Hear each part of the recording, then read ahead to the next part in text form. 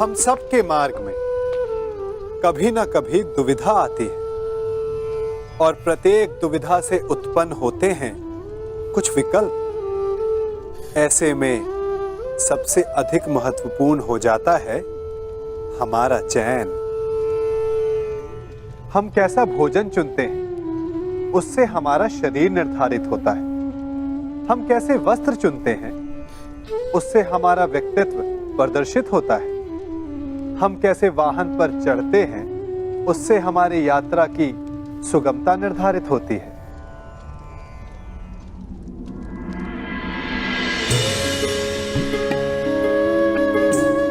परंतु क्या हमारे चयन का महत्व केवल इतना ही है? क्या हमारा चयन सबसे अधिक महत्वपूर्ण तब नहीं हो जाता जब परिस्थितियां कठिन हो?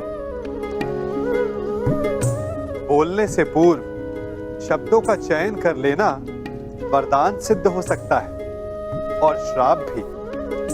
विवाद के समय युद्ध किया जाए या शांति का प्रयास, ये चयन भविष्य बदल सकता है। नियति हमें द्वंद्व में फंसाती है, भाग्य हमें विकल्प देता है, परंतु भविष्य चयन पर निर्भर है। अब प्रश्न ये उठता है कि चयन कैसे किया जाए, क्योंकि मन तो चंचल है।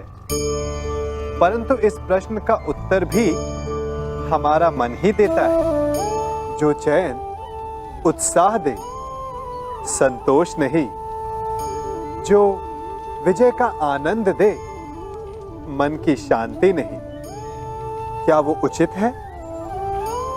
हाँ या ना? ये चयन भविष्य बदल सकता है।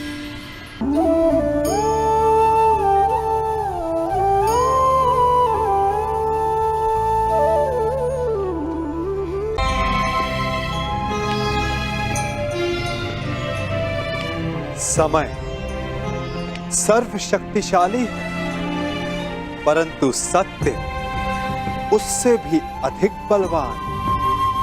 हम सब कभी ना कभी, कहीं ना कहीं, किसी ना किसी भय से सत्य को छुपाने का प्रयास करते हैं और यही कहीं ना कहीं सबसे बड़ा अधर्म हो जाता है। जिस प्रकार ज्वालामुखी अंततः भूमि का बंधन तोड़कर बाहर आ जाता है, उसी प्रकार सत्य भी एक दिन सामने आ ही जाता है। चूंकि नियति सत्य को समक्ष लाने का मार्ग ढूंढ ही लेती है।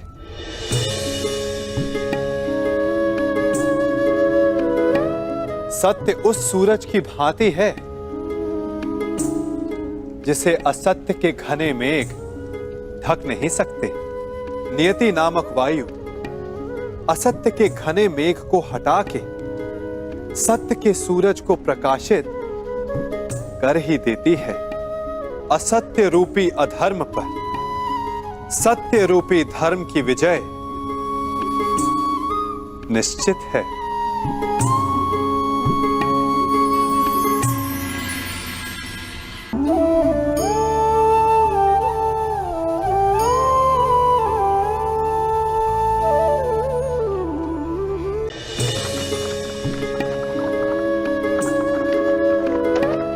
विभाजन या बंटवारा, इसे सभी एक नकारात्मक स्वरूप में देखते हैं, परंतु बंटवारा तो हर स्थान पर होता है।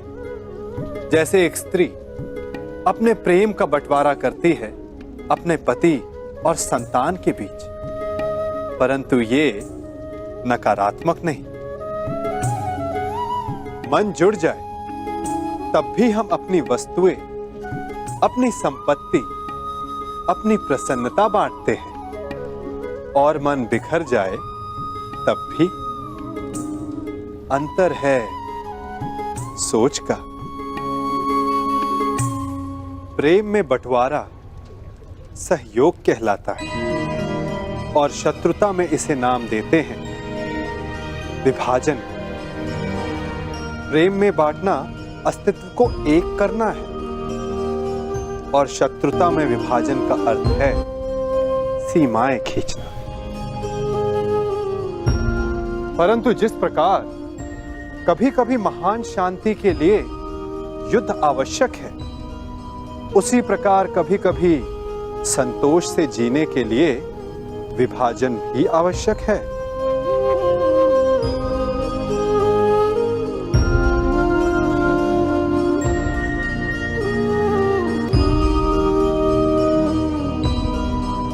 इस पात्र को देख रहे हैं, इसमें दरार आ गई है।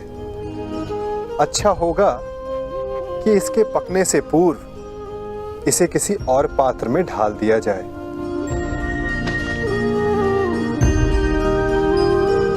अन्यथा यदि ये पक गया तो किसी काम का नहीं रहेगा। वैसे विभाजन तो तभी हो जाता है जब मन से एक दूसरे के लिए आदर समाप्त हो जाए। यद्यपि विभाजन एक विध्वंस है,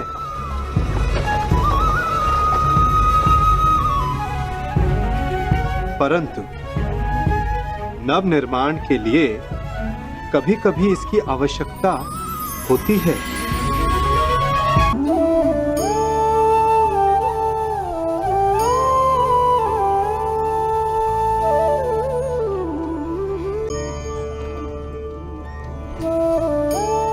कभी कुछ पाने की कामना की है, कभी अपने बालक को गोद में अटखेलियां करवाई हैं। इन सब भाव में आधार एक ही है, मोह। कुछ लोग कहते हैं कि मोह बंधन है, अवगुण है, परंतु नहीं। कोई भी भाव कभी गुण बन सकता है, कभी अवगुण। तो क्या मोह गुण हो सकता है? हाँ, यदि वो सीमा में रहे। परिवार से मोह सीमा में रहे तो ममत्व को जन्म देता है। यदि वो सीमा से अधिक हो जाए तो वैराग्य। कारण ये है कि आवश्यकता से अधिक मोह मनुष्य को दुर्बल बना देता है और दुर्बलता नाश की ओर ले जाती है। इसीलिए समझना आवश्यक हो जाता है कि कहाँ रुकना है, सीमा क्या है। चूंकि जो ना रुका उसका विनाश के गर्त में जाना निश्चित है।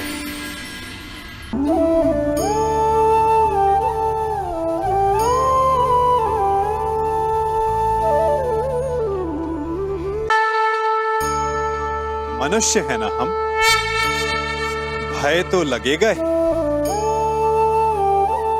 भय धन हानि का हो या मान हानि का, आप भय को बुरा समझते हैं ना।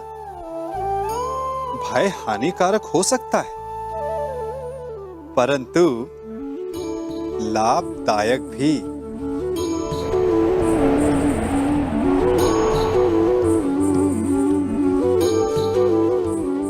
सोचिए, किसी अनुचित कार्य के परिणाम का भय क्या आपको वो कार्य करने से रोक नहीं लेता? रोकता है, परंतु अनुचित कार्य हो जाने के पश्चात उसे संसार के समक्ष ना लाने देने का भय हमें एक के पश्चात दूसरी भूल करने पर विवश करता है।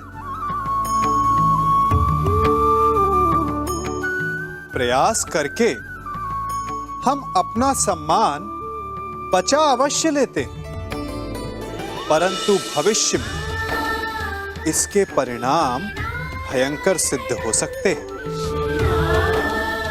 इसीलिए कोई भी कार्य करने से पूर्व उसके परिणाम को जानना जितना आवश्यक होता है, उतना ही आवश्यक होता है कोई भूल हो जाने के पश्चात उसे तुरंत स्वीकार कर लेना।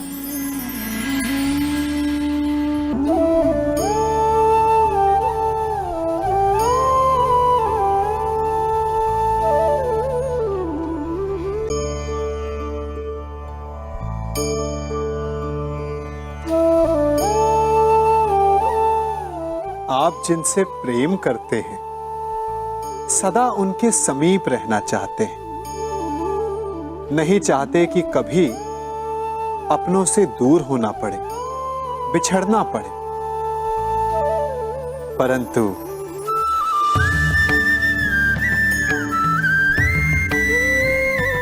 एक समय के पश्चात अपनों से दूर हो जाना उन्नति के लिए आवश्यक है। आप माता पिता हैं ना? यदि आप अपनी संतान के जीवन के हर पग पर उनका मार्गदर्शन करते रहेंगे तो आपकी संतान स्वयं मार्ग चुनना कैसे सीखेगी? मार्ग के कांटों से स्वयं को बचाना कैसे सीखेगी? इसीलिए एक समय के पश्चात अपनों से बनाई गई दूरी सदा लाभदायक रहती है।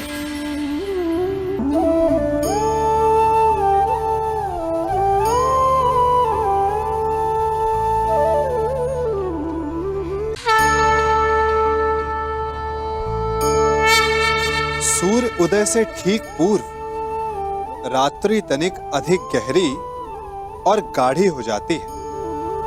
इसी प्रकार एक नए प्रारंभ से पूर्व मन पर, सोच पर, विचारों पर अंधकार छा जाता है। मानव मन जो ठहरा, दुविधा आ ही जाती है। क्या आगे जो होगा वो शुभ होगा?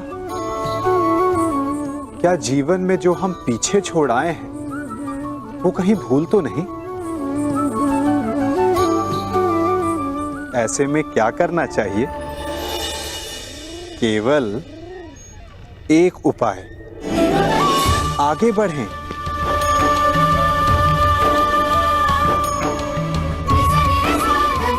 क्योंकि आगे बढ़ने के लिए हमें अपने पांव से उस धरा को ढकेलना पड़ता है जिस पर हम खड़े हैं। जहां मार्ग ना हो वहां लक्ष्य नहीं भूलना चाहिए। बस एक नया मार्ग बनाने का परिश्रम करना चाहिए। चूंकि नया मार्ग बना तो लक्ष्य मिलेगा ही, और यदि लक्ष्य नव निर्माण का हुआ तो मार्ग भी बनेगा।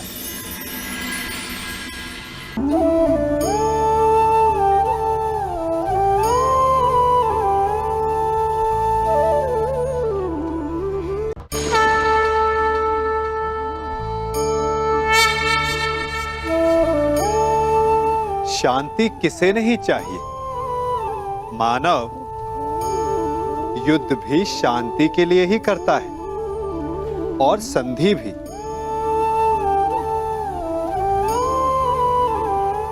आप में से कुछ कहेंगे कि आगे बढ़ने के लिए सदा संघर्ष ठीक नहीं होता, संधि का मार्ग ठीक है। क्योंकि शक्तिशाली को परास्त करने के लिए हमारी भी शक्ति का क्षय होता है। वो शक्ति जिसे हम विकास में लगा सकते हैं। परंतु शक्तिशाली से मित्रता करने से पूर्व क्या ये जान लेना उचित नहीं कि शक्तिशाली का मंतव्य क्या है? कहीं उस संघर्ष से बचकर हम एक बड़े उत्पात को तो जन्म नहीं दे रहे? क्योंकि सर्प से मित्रता आपको शांति नहीं देती, अपितु सर्प को अवसर देती है कि भविष्य में वो आपको डस सके।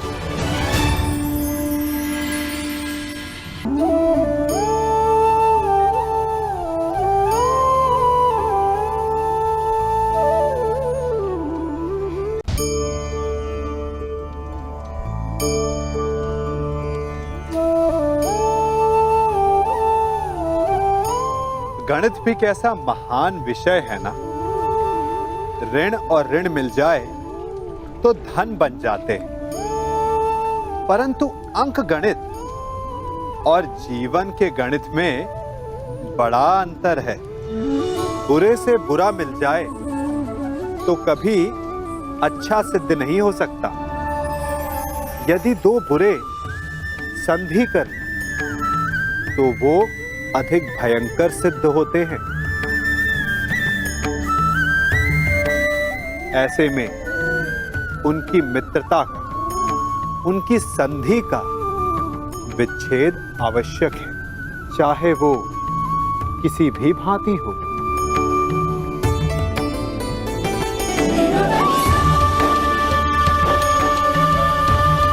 यदि खूंटा धरती में फंस जाए तो सदा खूंटे पर प्रहार नहीं करते, कभी कभी धरती को भी खोदना पड़ता है।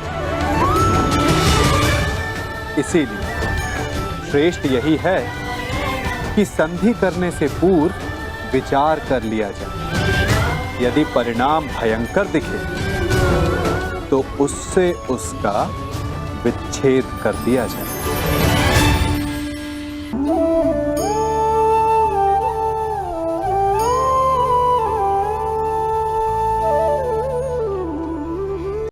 ईर्ष्या, जलन, द्वेष ये हमारे सबसे बड़े शत्रु हैं। क्यों? क्योंकि हमारे सबसे बड़े शत्रु वो होते हैं जो हमें सबसे अधिक हानि पहुंचाए, और हमारी सबसे बड़ी हानि होती है समय की हानि।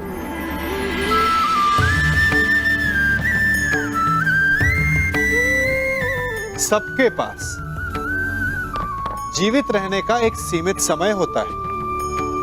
कोई भी सदा अमर नहीं रहता।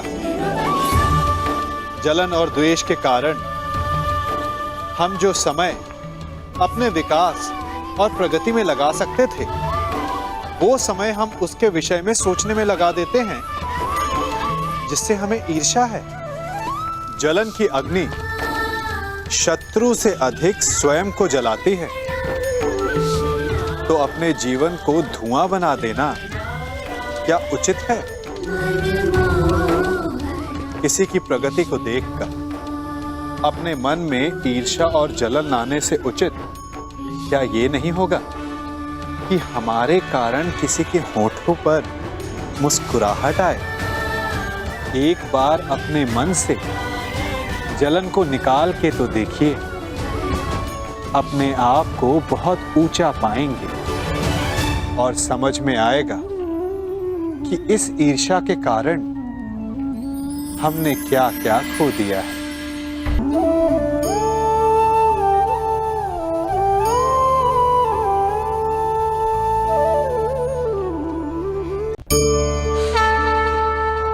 गर्व, अभिमान और अहंकार ये तीनों सुनने में एक जैसे लगते हैं, परंतु तीनों का अर्थ भिन्न होता है और परिणाम भी। तीनों का आरंभ प्रेम से होता है। स्वयं से प्रेम, परिश्रम हमारे मन में गर्व को जन्म देता है और सफलता अभिमान जगाती है। यहां तक ठीक है, परंतु जब ये भावना अहंकार बन जाती है तब वो समस्या बन जाती है, क्योंकि सबसे बुरा अंत अहंकारी का ही होता है। परंतु मनुष्य के लिए पहेली यही है कि पहचाना कैसे जाए कि अहंकार जग गया है और उसका दमन आवश्यक है। इसका उत्तर मैं नहीं, आपका मन देगा। जब तक आप स्वयं से प्रसन्न हैं, जब तक आप सबसे ऊंचा उठने का प्रयास कर रहे हैं, तब तक ठीक है। परंतु जब आपके मन में दूसरों को नीचा समझने का भाव आ जाए तो सावधान हो जाइए, क्योंकि यही अहंकार है। जो वास्तव में आपको हीन कर रहा है।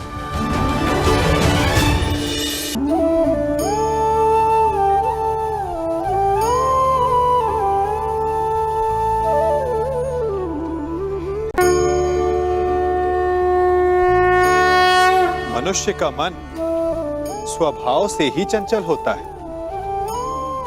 अब बालकों को देखो, माता पिता कहेंगे कि नदी के पास मत जाना, वन में मत खेलना, तो अवश्य वो वही करेंगे जिसके लिए उन्हें मना किया गया हो। बंधन को तोड़ने का जो रोमांच है वो मनुष्य के मन को सदा ललचाता है, परंतु बंधन और मर्यादा में बड़ा अंतर है। कभी कभी बंधन तोड़ना उचित होता है, परंतु मर्यादा तोड़ना नहीं,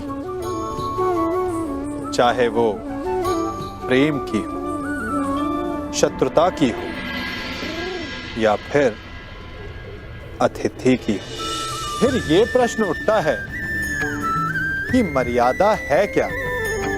हमें कैसे भान हो कि किस सीमा को हमें पार नहीं करना चाहिए? जैसा व्यवहार आप किसी दूसरे से अपने लिए चाहते हैं, वास्तविकता में वही आपकी भी मर्यादा है। जो सीमा आप किसी दूसरे को पार नहीं करने देना चाहते, वही सीमा आपकी भी है। जिस दिन से आप अपने मन से ये प्रश्न करना प्रारंभ कर देंगे, तब से ना आपसे कोई मर्यादा भंग होगी, ना ही कोई अपराध होगा। कदाचित इसीलिए कहा जाता है कि जब आपका मन नियंत्रण में हो, तो आपके हृदय के साथ साथ ईश्वर आपके मन में भी वास करता है। जिससे आप अपनी मर्यादा का प्रश्न पूछोगे, तो वो कभी अनुचित उत्तर नहीं देता।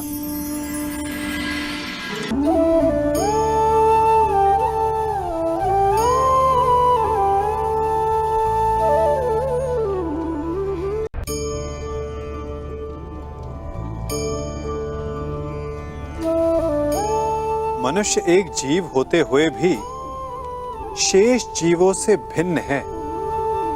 क्यों?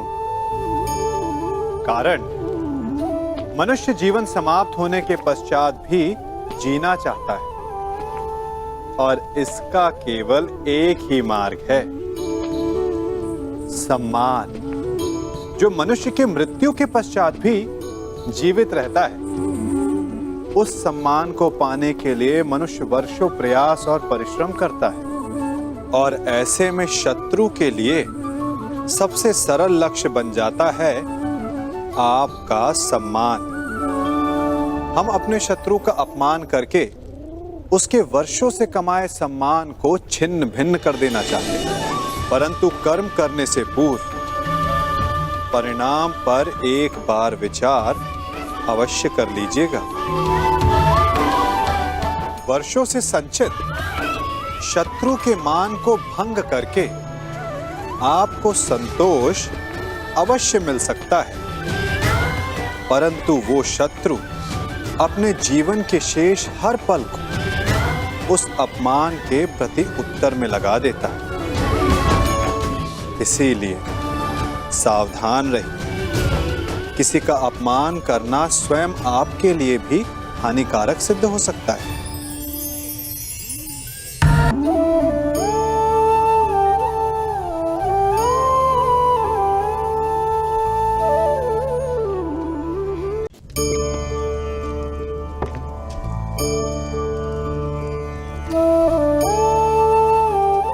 क्या कर रहा हूं मैं?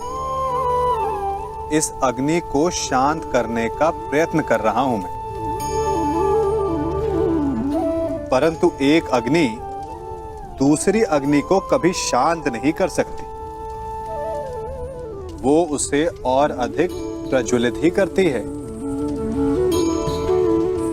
अपमान से जन्म लेने वाली अग्नि का प्रतिकार प्रतिशोध नहीं हो सकता, क्योंकि प्रतिशोध की अग्नि अपमान की अग्नि से अधिक प्रचंड होती है। तो उसका त्राण क्या है? उत्तर चाहिए? मैं दिखाता हूं।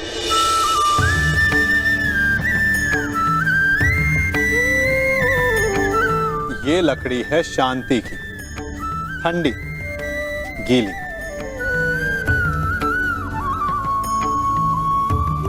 अपमान की अग्नि से त्राण पाने का मार्ग प्रतिशोध नहीं, शांति है।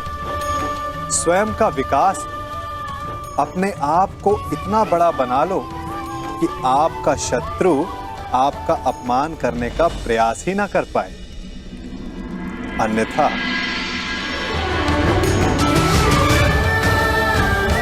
यदि आप प्रतिशोध चाहते हैं, शत्रु भस्म चाहते हैं, तो स्वयं को भी जलना होगा।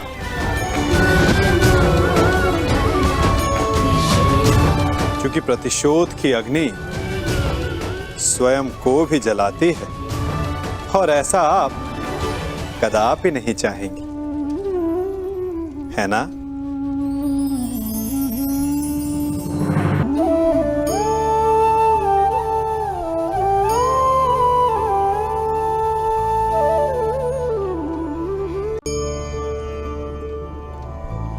मनुष्य बिना मित्र और मित्रता के सुखपूर्वक नहीं रह सकता।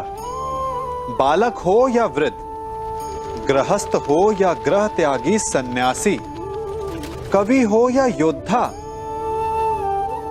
बिना मित्रों के किसी का जीवन नहीं चल सकता। यदि यह संबंध इतना आवश्यक और शक्तिशाली है, तो उसके उत्तरदायित्व भी आवश्यक हो जाते हैं। परंतु प्रश्न ये उठता है कि मित्र कौन होता है?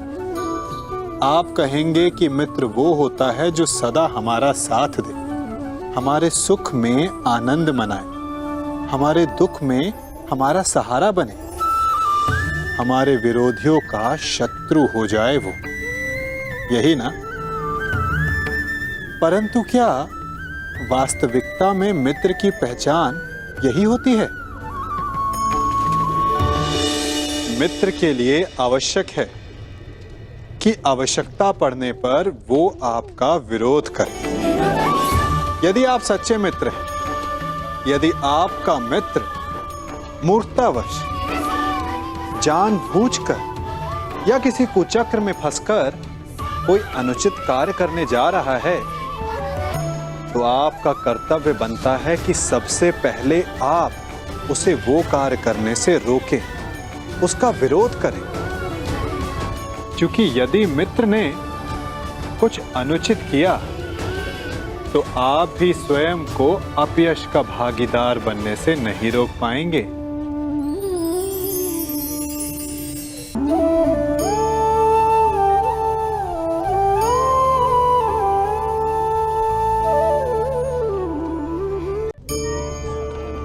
कभी किसी के यहां अतिथि बनकर गए हो? क्या अपेक्षाएं होती हैं आपकी? कि आपका स्वागत हो, सम्मान हो, यही ना? अवश्य कि आपका सत्कार करने वाला मन से ऐसा कर रहा है या उसके मन में कोई खोट है? कहीं वो धूर्त तो नहीं? क्योंकि धूर्त का सत्कार भी विनाशकारी ही होता है। फिर से एक प्रश्न उठता है कि धूर्त को पहचाने कैसे? कभी सर्प को देखा है? उसके निकट जाओ तो फुफकारता है, दूर रहने की चेतावनी देता है। और यदि वही सर्प आपके निकट आकर नृत्य करने लगे तो विचित्र नहीं लगेगा आपको? लगेगा ना? उसी प्रकार किसी के स्वभाव में यही विचित्रता आना धूर्तता का लक्षण है। धूर्तता से आपको ठगने वालों का भी सबसे बड़ा लक्षण यही होता है कि वो आपसे अपने स्वभाव के विपरीत व्यवहार करते हैं। जो आपसे अधिक मीठी बातें करे और अत्यधिक विनय दिखाए, तो उससे सावधान हो जाइए। क्योंकि मित्र दिखावा नहीं करते और अत्यधिक प्रेम का दिखावा करने वाले मित्र नहीं होते। अति विनयम धूर्तस्या लक्षणम।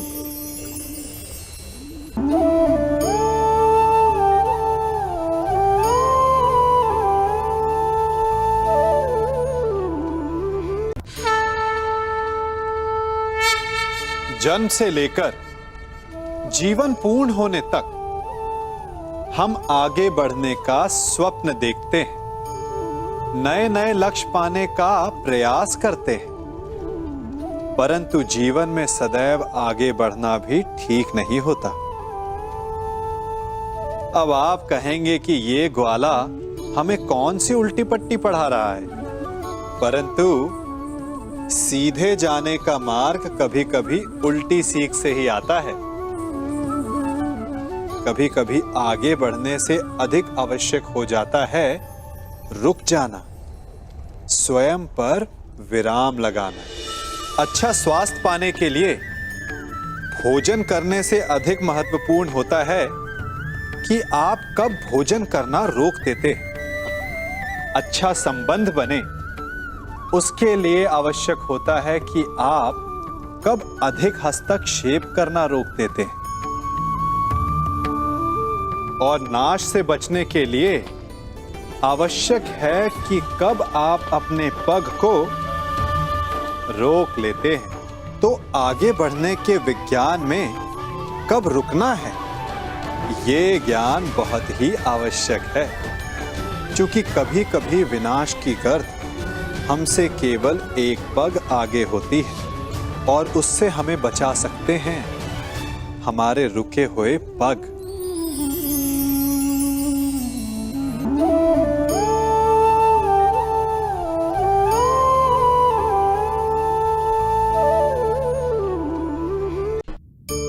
चाह मनुष्य के जन्म लेते ही उसके मन में जन्म ले लेती है।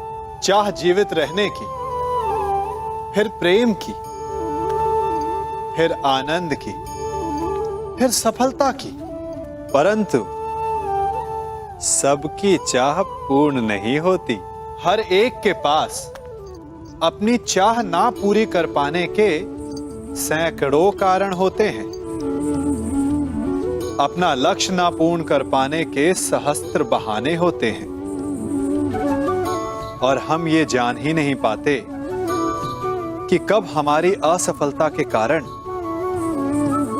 हमारे ना प्रयास करने के बहाने बन गए। हम जो चाहते हैं उसे ना पा सकने का कारण ये कभी नहीं होता कि अवरोध बड़ा था।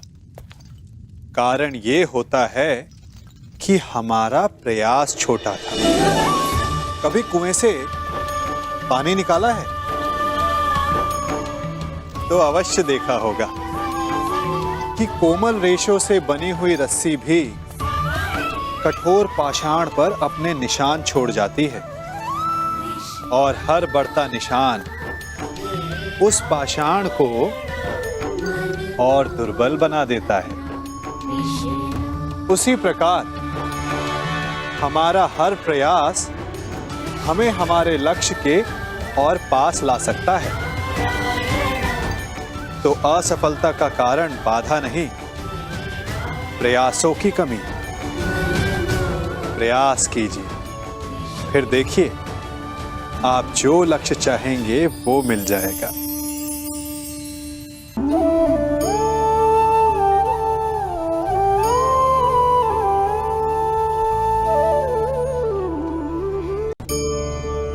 मनुष्य का मन बहुत ही चंचल होता है, इसीलिए कभी कभी कुछ नया कार्य प्रारंभ करने से पूर्व हमारा मन संशय से घिर जाता है और ऐसे समय में हम प्रयास करने से पीछे हट जाते हैं।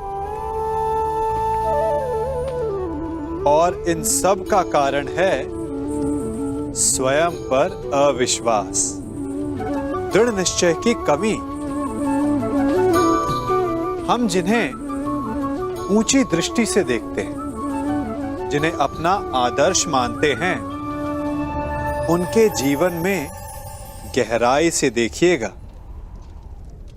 केवल एक ही अंतर पाएंगे। निश्चय का अंतर। ये निश्चय ही है जो हमारी प्रतिभा को धार देता है, हमारे प्रयासों को शक्ति देता है।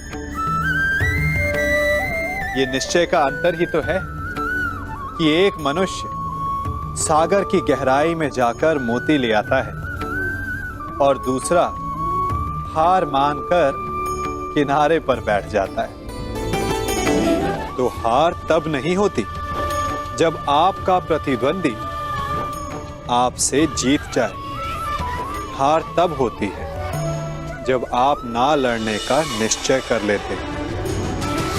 इसीलिए यदि मार्ग बंद हो जाए तो उसे खोलने का प्रयास करो, और यदि मार्ग ना खुला तो भी अपने प्रयासों से नया मार्ग बना लोगे।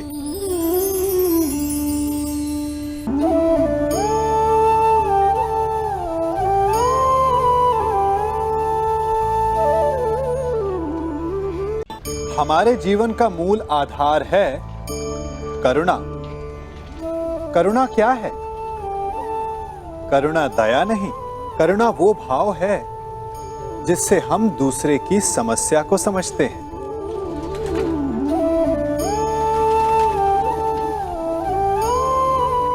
उसकी कठिनाई को अनुभव करते हैं।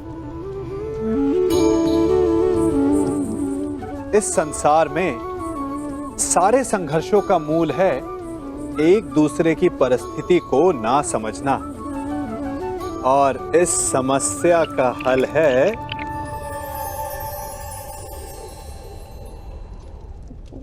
करुणा। करुणा किसी पशु पक्षी के प्रति हो या किसी मनुष्य के प्रति, ये आपके जीवन में कलेश और संघर्ष जैसी भावनाओं को दूर रखती है।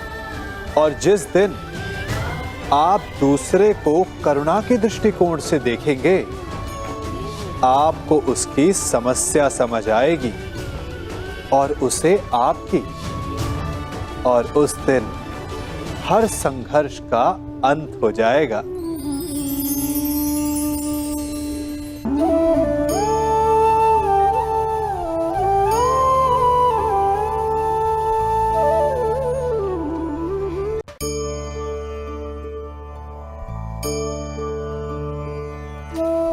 पता है इस हरी मेहंदी में लाल रंग कैसे आ जाता है?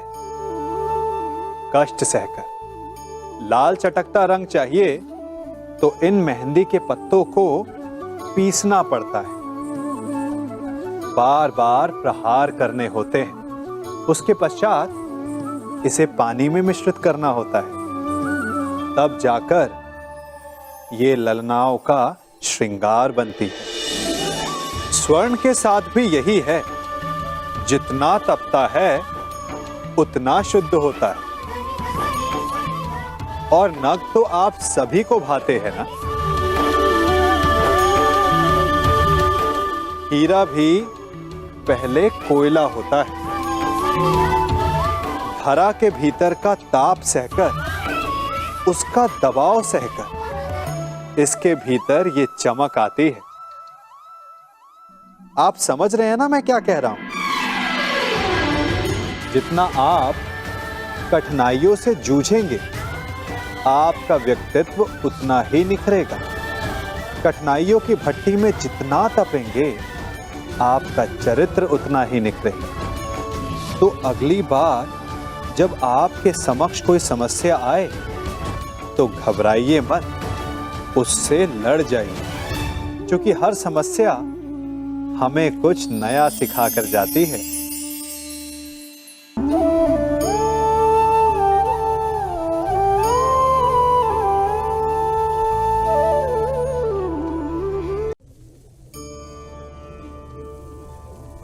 कभी सोचा है हमारा जीवन भी उस रेत की घड़ी की भांति है? जो रेत नीचे गिर चुकी है वो हमारा अतीत है, जो अब भी ऊपर है वो हमारा आने वाला भविष्य है, और वर्तमान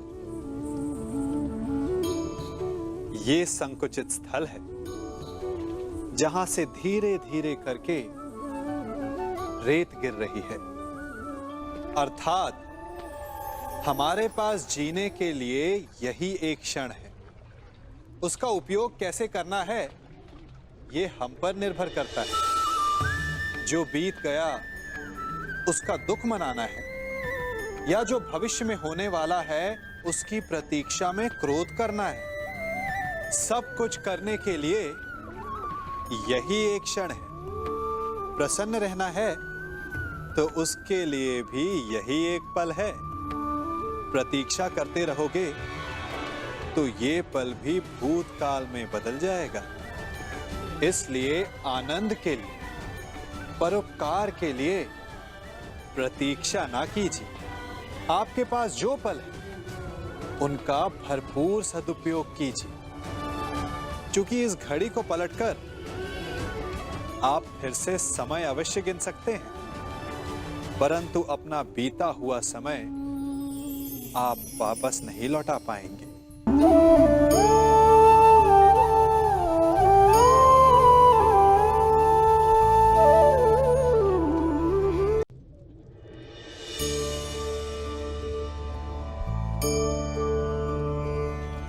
मनुष्य के जीवन में संतान का बहुत महत्व है।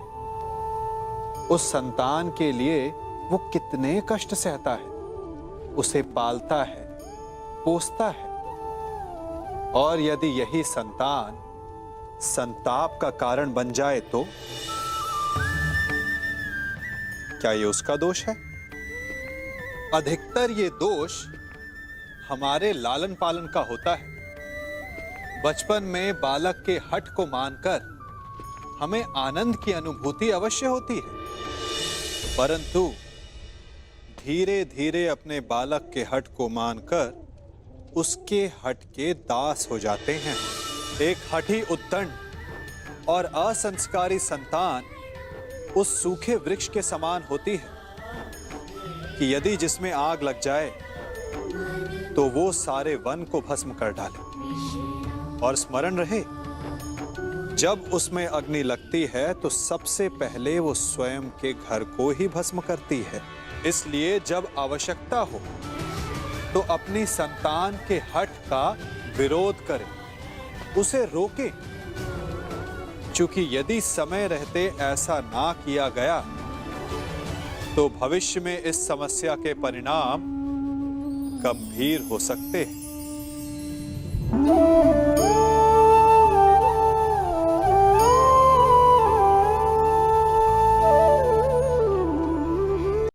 नियम, प्रतिज्ञा, वचन, ये सब मनुष्य ने समाज को सही दिशा में रखने के लिए बनाए हैं। वो मनुष्य ही क्या जिसके जीवन में नियम ना हो, जिनका वो पालन ना करे। परंतु समय के साथ चलने के लिए नियमों को बदलना भी आवश्यक होता है, क्योंकि ये आज का समय ही तो है जो बीत जाने के पश्चात इतिहास बन जाएगा। यदि आवश्यकता पड़ने पर नियम और प्रतिज्ञा भंग ना की जाए, समय की मांग के अनुरूप अपनी प्रतिक्रिया ना बदली जाए, तो इतिहास हमें कभी क्षमा नहीं करेगा। आवश्यकता पड़ने पर आपकी तोड़ी हुई एक प्रतिज्ञा, एक बंधन कभी कभी पूरे मानव इतिहास को बड़े विनाश से बचा सकता है। इसलिए नियम, प्रतिज्ञा, वचन कुछ नहीं, कुछ है तो केवल समय, जिसके अनुरूप चलने वाला ही सफल हो सकता है।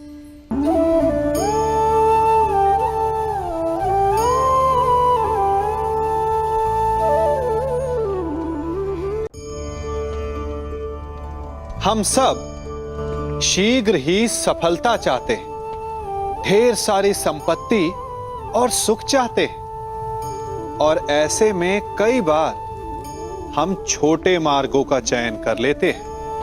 वो मार्ग जिनमें परिश्रम नहीं होता, जिनमें होता है तो केवल छल, कुटिलता और भाग्य का सहारा। जैसे कि जुआ। कोई जुए के खेल में धन लगाता है, कोई दांव लगाता है और ये भूल जाता है कि जुआ ऐसा दलदल है कि जिसमें एक बार गिरे तो सर्वनाश से पहले निकलना असंभव है।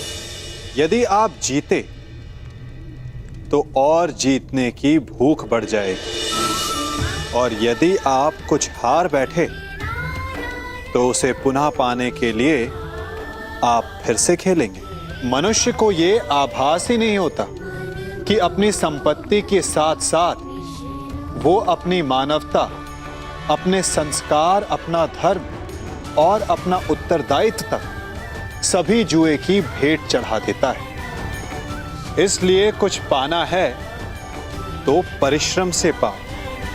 यदि कुछ जुए में जीता तो वो उतना शीघ्र ही खो दोगे, चूंकि उसे परिश्रम से पाया नहीं गया है और उसकी रक्षा करने के लिए आपके मन में स्वाभाविक प्रयास भी नहीं होंगे।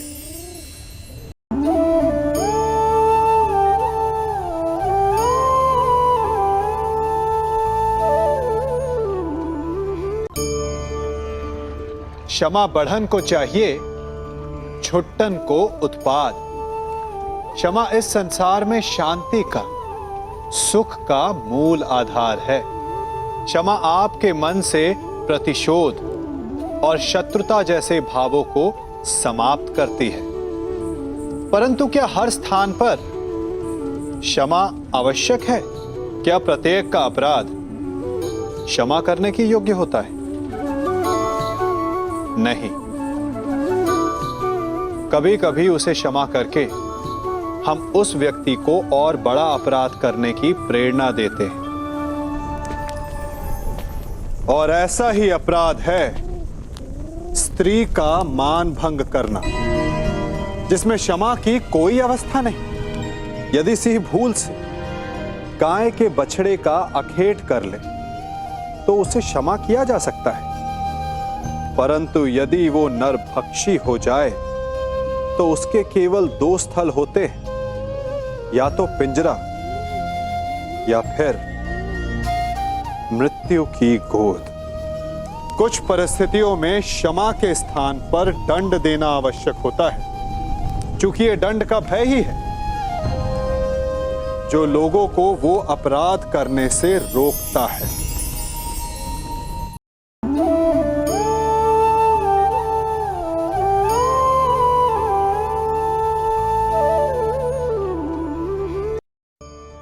संसार में सबसे बड़ा क्या है? अभिमान और बाहुबल या विश्वास और आस्था? निश्चित रूप से बाहुबल के महत्व को नकारा नहीं जा सकता। मनुष्य अपने बाहुबल से पर्वत को मैदान बना सकता है, सागर सुखा सकता है, मरुस्थल में नदियां बहा सकता है, परंतु बाहुबल को सहारा होता है विश्वास का। यदि मन में विश्वास ना हो तो बाहुबल किसी काम का नहीं। वो कौन सा बल है कि मोर आकाश की ओर ताकते हैं? वो विश्वास ही तो है जिसके कारण वर्षा होती है और दोनों की प्यास बुझती है। परंतु जब पाप के बाहुबल का सामना धर्म के विश्वास से होता है तो बाहुबल हार जाता है और जीतता है विश्वास। विजय होती है आस्था की। यदि आप सत्य के मार्ग पर चल रहे हैं और आप अपने इष्ट में आस्था रखते हैं तो किसी भी पापी का बल आपका कुछ नहीं बिगाड़ सकता।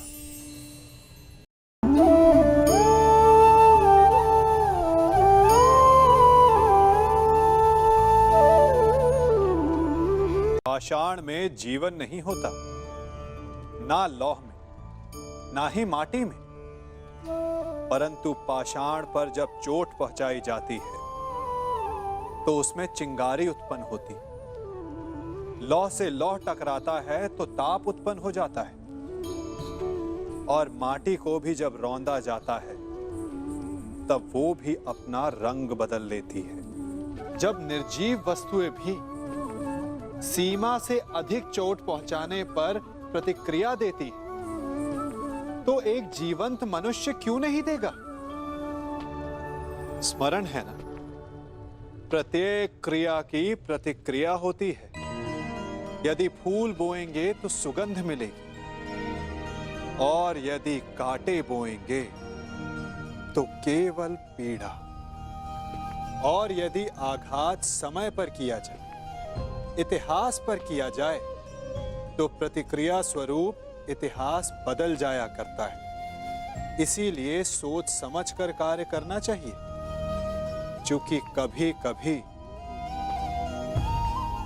प्रतिक्रिया भयानक हो सकती है, विध्वंसक हो सकती है, अस्तित्व तक मिटा सकती है।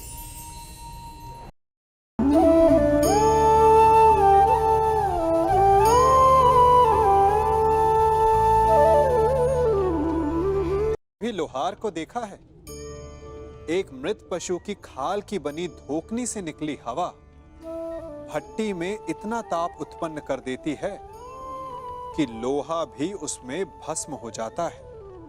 वो उस मृत पशु की आह है, उसकी पीड़ा के कारण निकला अभिशाप है, जो इतना ताप उत्पन्न करता है कि कठोर लोहा भी पिघल जाए, उसका आकार बदल जाए। जब तन पर चोट लगती है तो मुख से आह निकलती है। जब मन पर चोट लगती है तो आंखों से अश्रु निकल आते हैं।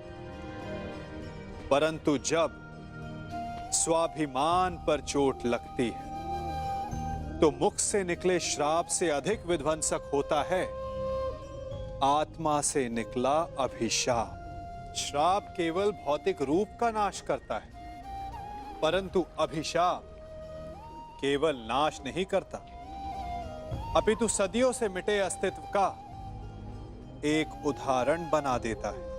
इसीलिए कभी किसी को इतनी पीड़ा मत पहुंचाइए कि आपका अस्तित्व अभिशाप में बदल जाए।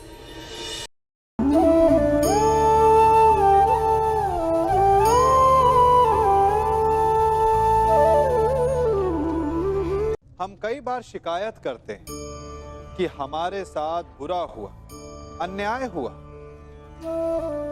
कभी सोचा है, अधिकतर अपने साथ हुए अन्याय का कारण हम स्वयं होते हैं।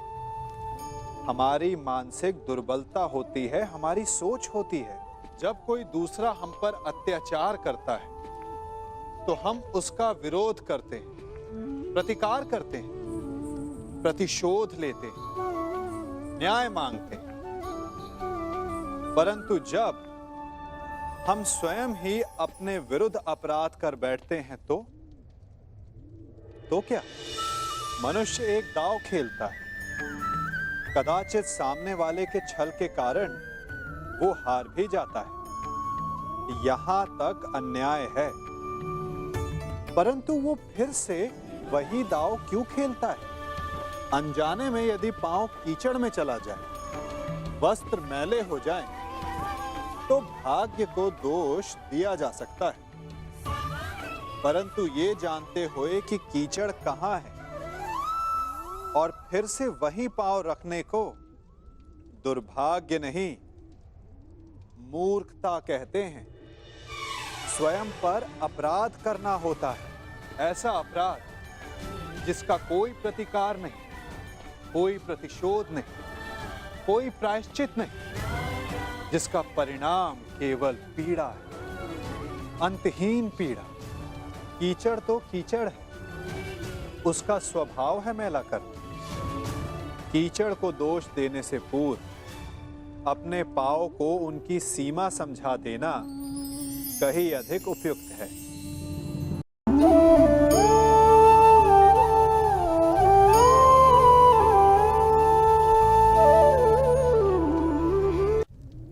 भाग्य, समय का फेर और हमारी असावधानी कई बार हमें समस्या में डाल देती है और हमें पीड़ा पहुंचाती है। फिर हम कभी अपने मित्रों से, कभी अपने आप से, कभी ईश्वर से केवल एक ही प्रश्न पूछते हैं कि क्यों, मेरे साथ ही ऐसा क्यों हुआ। इस प्रश्न का उत्तर किसी के पास नहीं। ये प्रश्न एक चक्रव्यूह की तरह है और इससे निकलने का मार्ग भी एक प्रश्न से ही आता है। यदि ऐसी अनुभूति हो तो स्वयं से प्रश्न पूछिए कि अब मैं ऐसा क्या करूं कि उस पीड़ा का अंत हो जाए। यदि मार्ग में बाधा आए तो ये प्रश्न ना करें कि बाधा मेरे समक्ष ही क्यों आई, बल्कि ये देखिए कि उस बाधा से कई लोग आगे भी बढ़े हैं। आगे बढ़ने के लिए पांव से धरती को धकेलना पड़ता है। जो बीत गया उसकी पीड़ा का मरहम बीते हुए कल में नहीं, आने वाले भविष्य में मिलेगा। वर्तमान को अतीत के अन्याय का शोक मनाने में व्यर्थ ना करें। वर्तमान का उपयोग ये सोचने में करें कि ऐसा क्या किया जाए कि भविष्य में किसी दूसरे को वो पीड़ा ना सहनी पड़े।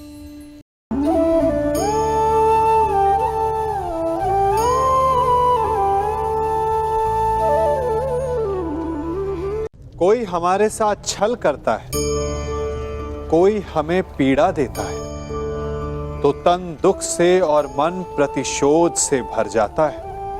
फिर हम प्रतिकार चाहते हैं, अपने मन की अग्नि को शांत करने के लिए प्रतिशोध चाहते हैं।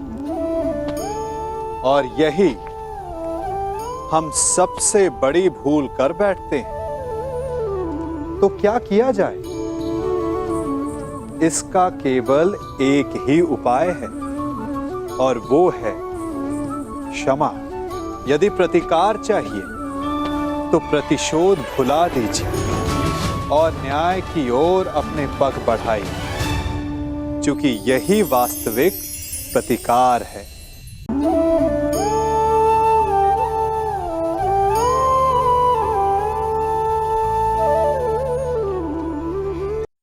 भूल अनजाने में होती है, परंतु दूसरी बार वही भूल करना मूर्खता होती है और बार बार वही भूल करना अपराध। यह अपराध इसलिए है क्योंकि हमारी आने वाली पीढ़ी बार बार की गई इस भूल को नीति मानकर उसका पालन करने लगती है और अगली आने वाली पीढ़ी उसे नियम बना लेती है। तो हुआ ना अपराध। जब हम चलते हैं तब अपने पद चिन्ह पीछे छोड़ आते हैं और हमारे पश्चात आने वाले उस पथ को सही पथ समझकर उस अनुचित मार्ग पर आगे बढ़ जाते हैं। तो क्या किया जाए? माना कि कुछ भूल को सुधारा नहीं जा सकता, परंतु उनके चिन्ह धुंधले अवश्य किए जा सकते हैं ताकि आने वाली पीढ़ी उसका पालन ना करे। और यही भूल को सुधारने का सबसे श्रेष्ठ मार्ग है।